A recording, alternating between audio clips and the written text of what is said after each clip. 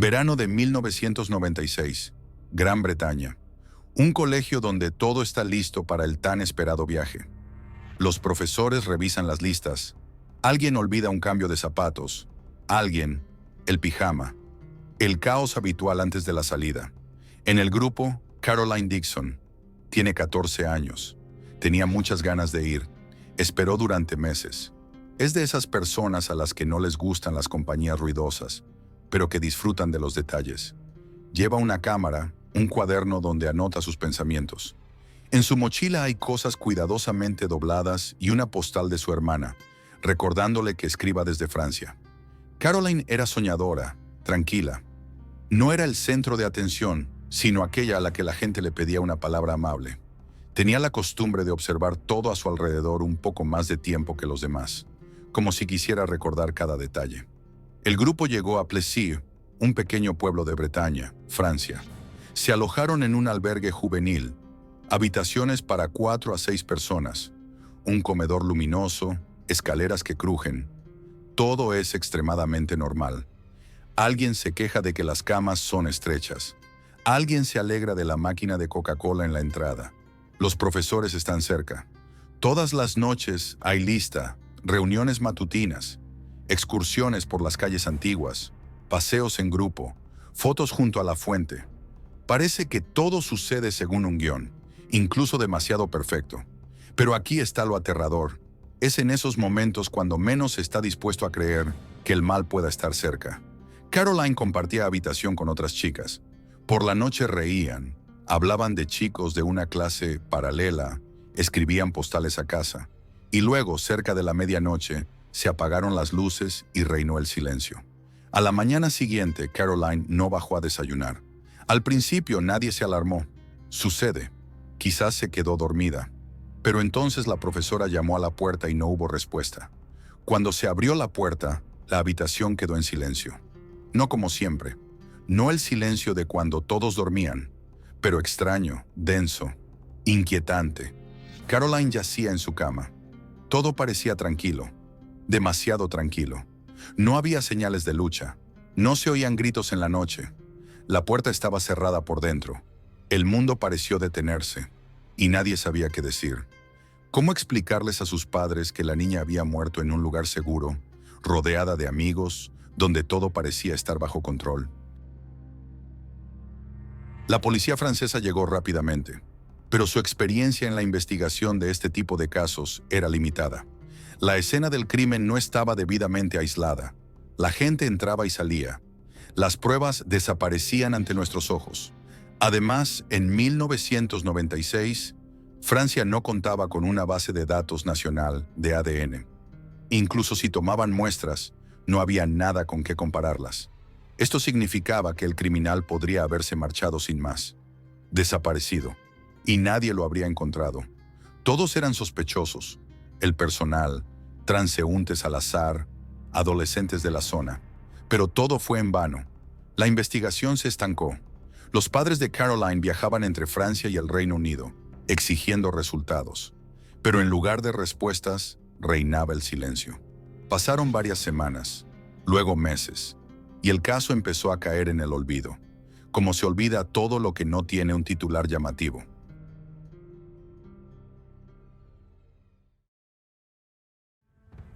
2001, aeropuerto de Detroit. Un agente de inmigración hojea un periódico británico.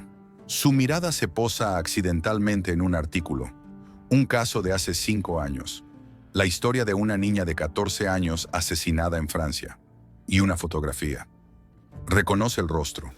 Hace unos días, este hombre actuaba de forma sospechosa cerca de un grupo de colegialas. Entonces no pudo probar nada. Solo una corazonada, una intuición. Pero ahora todo encaja. El hombre se llama Francisco Arce Montes.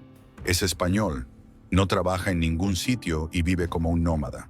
La información se envía a Europol. Se realiza un análisis de ADN. El resultado es una coincidencia completa con los rastros biológicos encontrados en la habitación de Caroline. Francisco estaba allí. Entró en la habitación mientras todos dormían. Un examen forense posterior determinó: Caroline murió asfixiada, sin un grito, sin posibilidad de ayuda. Había señales de agresión en el cuerpo, pero lo principal era cómo lo hizo todo, sin hacer ruido. No fue un acto impulsivo, fue un plan, un depredador en un edificio tranquilo. Salió por donde había venido. Por la mañana, nadie se dio cuenta de que algo en el edificio había cambiado para siempre de la noche a la mañana. A primera vista, no era extraño. No era el tipo de persona que los niños evitan en la calle. No era el tipo de persona a la que la gente se aleja en el transporte público. Francisco es una persona de la que no recuerdas nada. Un rostro aburrido, una voz tranquila, la costumbre de no mirarte a los ojos. Parecía mimetizarse con el entorno, y quizás por eso nadie lo notó durante tanto tiempo. Nació en España, en una familia de clase media. Hijo único. Según sus vecinos, era retraído, no jugaba con los demás y siempre caminaba solo. En la adolescencia, comenzó a distanciarse mucho de su madre y apenas se comunicaba con su padre. A los 20 años, los médicos registraron por primera vez síntomas de depresión severa. Más tarde se mencionaron profundas fluctuaciones mentales. Pero como suele ocurrir, no buscó tratamiento y simplemente desapareció de la vista. En cambio, comenzó a mudarse. Constantemente, no se apegaba a nada, ni a las personas, ni a los lugares. Iba de tren en tren, de albergue en albergue, de ciudad en ciudad. En 1997, un año después del asesinato de Caroline, ya se le veía en París. Secuestró a una niña de 14 años. Ella sobrevivió, pero olvidó muchas cosas. Más tarde, en Múnich. Actividad sospechosa cerca de una residencia escolar. En otro caso, una denuncia de una acompañante. Un hombre desconocido se cruzaba con demasiada frecuencia en el camino de sus alumnos, pero nadie lo detuvo. Era demasiado cuidadoso, demasiado normal como para despertar sospechas. Los psiquiatras que analizaron posteriormente su comportamiento afirmaron: no es impulsivo, no es caótico, es un observador. Y lo más terrible, sabía lo que hacía. Y todo esto en completo silencio. Francisco Arce Montes compareció ante el tribunal en 2004, 8 años después del asesinato. Tenía 55 años. Parecía cansado, pero no destrozado. Admitió su culpabilidad, aunque durante mucho tiempo se negó a hablar, y una vez más lo hizo sin emoción, con calma, con fría cortesía, como si no comprendiera del todo lo que le preguntaban, o simplemente no considerara necesario explicarlo. Su abogado intentó explotar su inestable estado mental. Un examen forense confirmó que Francisco había tenido problemas desde su juventud, episodios de depresión, aislamiento, signos de trastornos de la personalidad, pero al mismo tiempo estaba cuerdo. Entendía lo que hacía. Era consciente de las consecuencias. El fiscal insistió en la pena máxima y la consiguió. Francisco fue condenado a 30 años de prisión, pero la historia no terminó ahí. En Francia existe una norma. Con conducta ejemplar, un preso puede solicitar la libertad condicional después de 1/3 de la condena. Esto significa después de 10 años. 10 años por la muerte de un niño. 10 años por la búsqueda sistemática de menores. La familia de Caroline estaba conmocionada, y no fueron los únicos. Miras fotografías antiguas, esas donde todo parece sencillo. Escolares en el autobús, una maestra con la lista en la mano, una niña se arregla el pelo, riendo. Al fondo, alguien saluda a la cámara, a alguien se le cae una sandalia.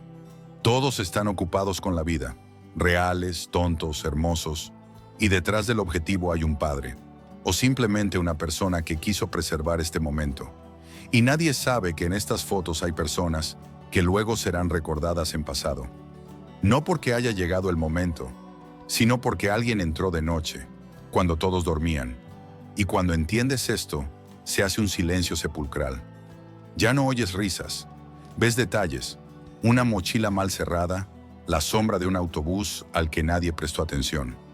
Esta historia no trata de sensaciones, trata de cómo todo puede terminar sin previo aviso, de lo fácil que puede pasar desapercibido el mal si no hace ruido, y sobre cómo una persona que ha perdido el interés por la vida encuentra un propósito en la debilidad ajena. A veces lo más terrible no es un grito, sino el silencio. Silencio en una habitación donde nadie más despertará. Silencio en un pasillo donde el habitual buenos días no sonará por la mañana. Silencio en los corazones de quienes ya no pueden cambiar nada. Francisco Arce Montes es un nombre que probablemente caerá en el olvido. Pero Caroline debe quedarse. No como una víctima, sino como un recordatorio de que incluso en el lugar más seguro no se puede dejar de ver. Era el caso número 13, porque detrás de cada historia hay una sombra, y detrás de cada sombra hay una persona que no fue socorrida a tiempo. A veces el que desapareció, a veces el que miró pero no vio.